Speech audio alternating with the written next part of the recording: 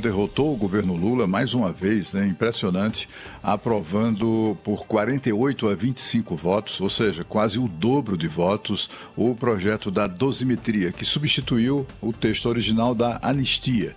E esse projeto aprovado, já aprovado na Câmara e ontem aprovado no Senado, na prática reduz as penas dos condenados pelo badernaço de 8 de janeiro e pela suposta tentativa de golpe de Estado. O período em regime fechado pode cair de 6 anos e 10 meses para 2 anos e 4 meses, é o que beneficia, entre outras pessoas, o ex-presidente Jair Bolsonaro, pode beneficiar. A mudança mais importante é a que proíbe a soma de sentenças de vários crimes, o que permitiu que o Supremo Tribunal Federal, por exemplo, fizesse isso para atribuir condenações excessivas, exageradas. Muita gente considerou inclusive abusivas, né? Como a da cabeleireira Débora, que por pichar uma frase de ministro do Supremo Tribunal Federal numa estátua, foi condenada a 14 anos e meio de prisão. Bom, o projeto agora segue para sanção presidencial, mas já se sabe que o presidente Lula deve vetar esse projeto.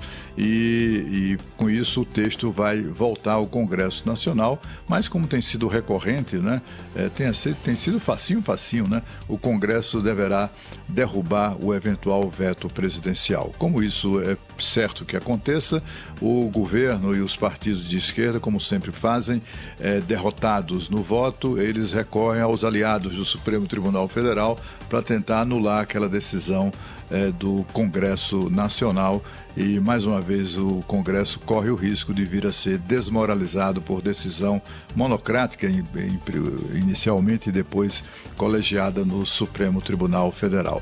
E ontem foi um dia que muitas coisas curiosas aconteceram.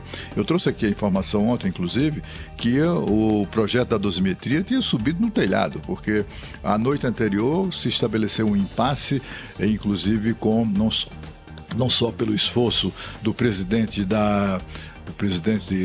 lulista da CCJ, do Senado, o senador Otto Alencar, muito agradecido ao presidente Lula pela indicação do seu filho para o cargo vitalício de conselheiro do Tribunal de Contas da Bahia, não só o senador, mas também o MDB, por exemplo. O MDB, o seu líder, Eduardo Braga, comunicou a decisão da bancada de votar contra o projeto já na CCJ.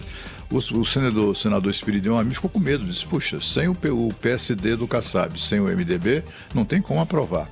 Mas, enfim, ontem pela manhã, o dia amanheceu, me parece que muita gente mudou de ideia, e o fato é que nenhum daqueles senadores mais valentes, né, aqueles que mais destacaram a necessidade de derrotar o voto na CCJ, nenhum deles apareceu, e o projeto foi aprovado por 17 votos a 7, uma goleada impressionante para a expectativa que havia em torno dessa votação. Sabe aquele senador líder do MDB, Eduardo Braga, que disse que o partido votaria contra? Nem ele apareceu para votar. Nem ele, nem o senador Renan Calheiros, que é outro a quem ele presta obediência, também não apareceu para votar, e com isso o projeto foi para o plenário e, conforme havia assumido esse compromisso, né, o senador Davi Alcolumbre pautou no plenário, e aí foram horas de discussão, etc., como é frequente, e isso acabou com a aprovação desse projeto. Tem um detalhe importante, é que havia dúvidas na redação do projeto de que ele poderia beneficiar condenados por outros crimes graves, de organização criminosa, etc. e tal. Mas aí o relator acolheu uma emenda de redação do senador Sérgio Moro, muito bem feita, aliás, delimitando a redução das penas aos envolvidos no 8 de janeiro. É isso que ele fez. E ele fez isso através do que se chama no Congresso de emenda de redação, que o objetivo é corrigir um vício de linguagem, uma incorreção técnica legislativa, um lapso, sem alterar o mérito do projeto que foi aprovado antes pela Câmara dos Deputados. Portanto, como foi apenas uma emenda de redação, o projeto não precisa voltar à Câmara e seguirá para sanção presidencial. Macalossi.